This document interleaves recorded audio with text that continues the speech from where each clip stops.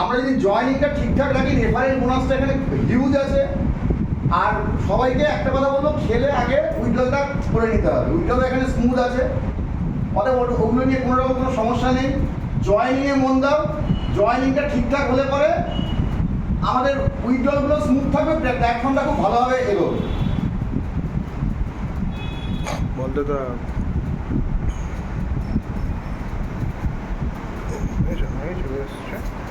বলার আর বিশেষ কিছু নেই।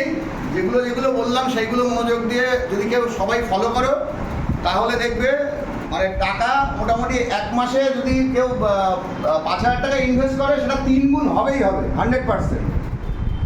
আর 5টা মেম্বার জয়েন করানোর পরেই এআইটা ফ্রি পেয়ে যাবে। এআইটা ফ্রি 5 দিন খেলবে, তার মধ্যে একটা জয়েনিং করিয়ে দেবে, আবার 5 দিন 6 দিন টানা খেলবে, আবার একটা জয়েনিং করিয়ে দেবে, এভাবে এআইটা কন্টিনিউ থাকবে। সবাই জয়েনিংয়ে মন দাও, জয়েনিং করাও। জয়েনিং করালে 666 ক্লাবের এখন যা সিচুয়েশান ভালো আছে, এখন বন্ধ হওয়ার কোনো ব্যাপার নেই। ওদের জয়েনিংয়ে মন দাও, আর্নটা অনেক বেশি হবে সব দিক থেকে।